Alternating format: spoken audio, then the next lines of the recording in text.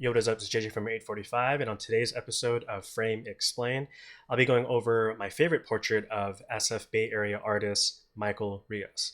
And if you don't know who he is, I will be explaining that real quick in about a minute, but let's just first talk about real quick the final image. And this is Michael Rios in his studio in San Francisco.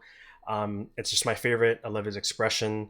I didn't really pose him in this sense, or at least at this point of the shoot.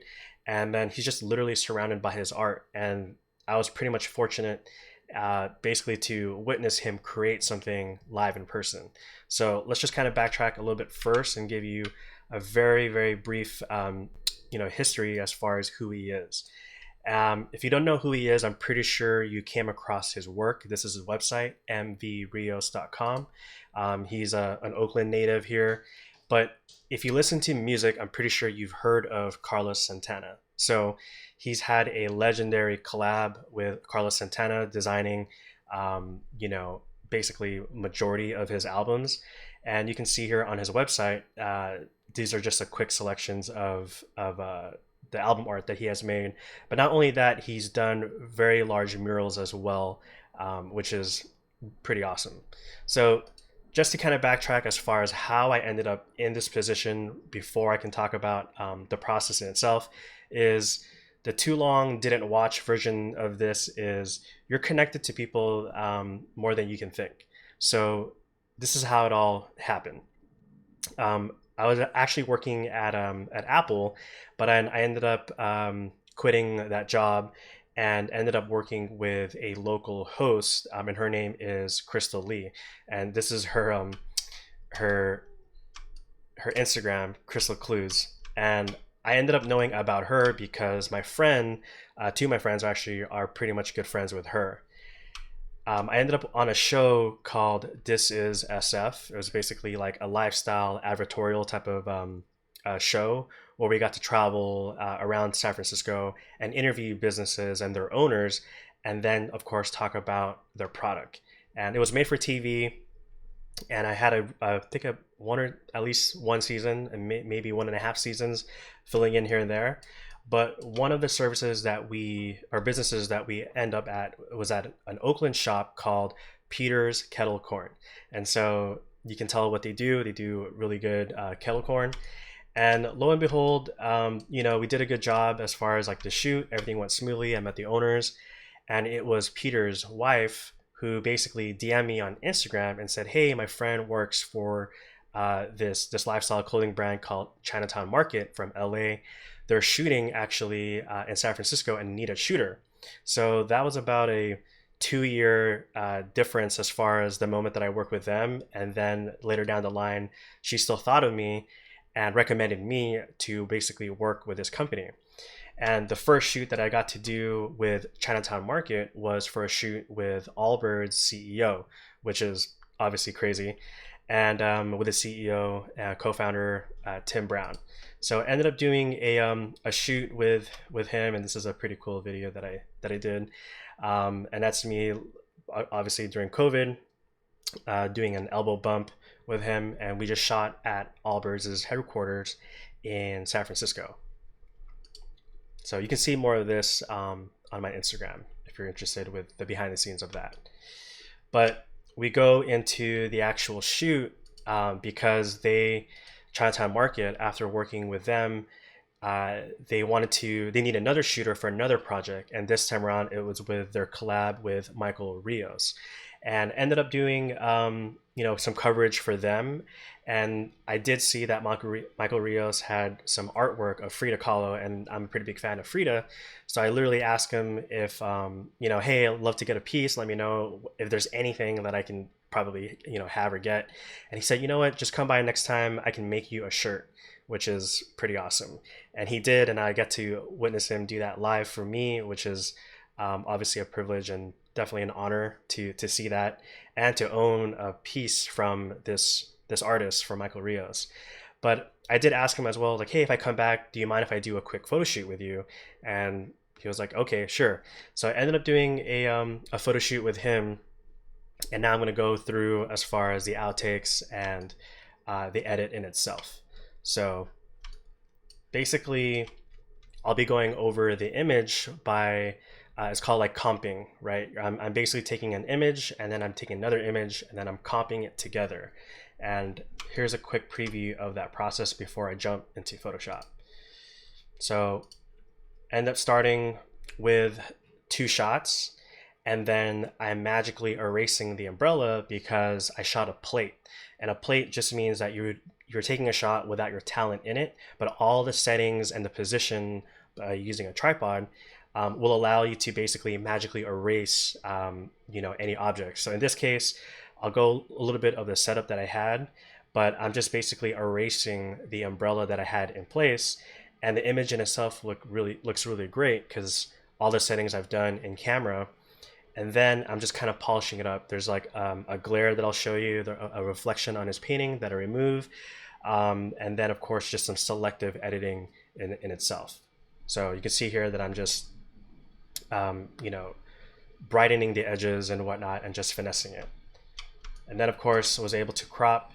I was using the Pentax 645Z and just making sure that everything is aligned and perfect and straight, which is a really big pet peeve for me, where your verticals are not vertical. So every now and then I see photographers will take a shot and it's like a little bit under or a little bit over, or at least you can fix it in post, which is very easy in terms of the perspective tools in Lightroom. So, and this of course is the final shot. And I texted him and he was just amazed as far as like what I got from this very quick session. So just to pop into Lightroom, I think I already deleted the ones that were for sure not that great, but in total there's like 43 photos from this session, and I think it's 43 as well. It's skewed because I have some virtual copies in Lightroom, if you know what I mean. If you don't, just bear with me. But just gonna go through real quick as far as how the session unfolded, and maybe I can show you the timestamp. So this was November 14 of last year. This is 1:22. This is my first shot, at least a first shot with him in it, because again, you should always prepare your setup before your talent comes in. So obviously not good. This one I actually did edit, and then another one that I selected, and you can see here that his expression, one, he was weary of not being in front of the camera, so I kind of had to coach him a little bit, and so far a minute has passed from the first shot him in it. And you can see here that I started to apply some settings, and I did use a filter in Lightroom. I do have like the legacy Visco presets for Lightroom, and you can see here that I made some digital copies, virtual copies in Lightroom, because I'm just kind of playing around here what filter can kind of capture and make sure that he looks, his best. Okay, that was pretty good. And then here's my plate, right? So again, the plate is, I told Michael, hey, after you take your pose, again, Michael, can you go ahead and exit frame? And I'm gonna go ahead and take another shot without him in it. So that way, if you can see right here, that there's the umbrella on the very top. So by doing the plate, I'm able to erase it in post by basically stacking it and then using a mask in Photoshop to do so. And so this is the final shot that I ended up with, at least with this pose. I did a black and white conversion just because there was like so much texture, and I thought that was a really good candidate to do so. Jumping again. So you'll see right here, right? This is the shot that I did choose, but you'll see that the verticals are not vertical, meaning it wasn't straight. So in Photoshop, or rather in Lightroom, there is a perspective tool that you can use to make that straight. Another black and white conversion. And the one that I didn't use, for example, was like this, even though I did shoot a plate for it. It just didn't turn out that well. So let's kind of jump into the shot that I love, that I ended up editing for this episode, that I'm explaining. And he obviously blinked there. And was this the shot? I think it was, yeah. So 7:49, right? And again, I'm playing with the filters that I have, trying to figure out, well, what can look best. Have another shot of him looking away. And really, it was 7:55 was the frame. that I ended up editing. So that is the final file, at least the Photoshop file. So we can jump in and kind of show you how that works. So this is the background. This is the plate that I've already edited. I've applied a filter. I've adjusted it to my liking. And you'll see here, right? And this is the background. So now I've kind of like massaged it a little bit and got it to the state where this being the plate will basically be applied for the actual final shot. If you can see right here, I already added the mask, but basically you'll see there's even a difference here on this side, right? So the mask is the other shot of Michael, but it has the umbrella over him. So if I were to take my brush tool, I can actually just show you real quick what I ended up doing. So this is the shot. I'm just painting it back in with the brush tool on my mask. And that was the shot with the umbrella. So what I ended up doing was, again, you have a plate, you have your shot, and it's basically like you're revealing it, right? Whatever's on top in Photoshop will be on top. So I'm just deleting the part with the umbrella and then leaving Michael himself in the frame, and then the plate is on the background. So I'm gonna undo from there. And then you end up seeing that, you know, I cropped the image.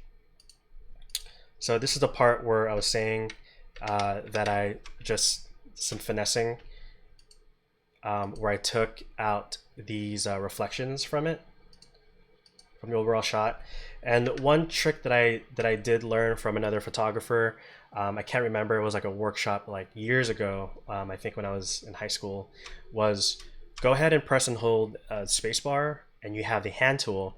And what you end up doing is you just move your canvas, move your photo around.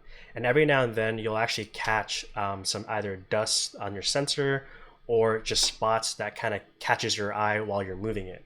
Because you get this fatigue when you're editing and you just may not see something. But by doing this, you kind of forces your eye to kind of move a little bit. And immediately, for me, this thing popped up. And even this little dot, on the wall, I probably should have edited. But again, it's up to you as far as how perfect you want your image to be. So let's kind of continue from there. So I remove the glare. Let's see here. This part was burned. Okay, so if you see on this area right over here, I literally just I duplicated the layer, and then I just used the burn tool and did that. And that's because I had, again, my flash that was overhead on Michael that was spilling onto the wall. I did another crop, and then I just sharpened it. And that was pretty much it. So, you know, this whole session, I even forgot to mention what time did this one come about. Let's see here. So in this image, it was 1:28. Okay, so I already have him in this position, and it was at 1:28 p.m. And as I mentioned, and this was the shot that I ended up using, and as I mentioned, the previous shot of him standing in there was at 1:22. So this session was super fast. It was literally, you know, maybe 8 minutes tops of like him being posed and getting the lights. So I wholly recommend, as far as when you do your portrait sessions, especially with lights, to either have a stand-in or you just test it enough where you know your exposures, so that way your settings on your camera and your lights, so that way your talent is just not, you know, waiting.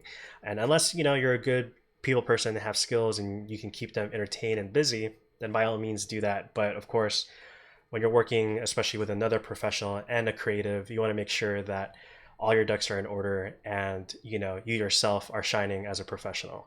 So I hope you know, this episode of Frame Explained was insightful. If there's any questions or comments as far as the technique, you know, leave a comment, leave a question below, and then of course visit the guy's website, mvrios.com. Peace.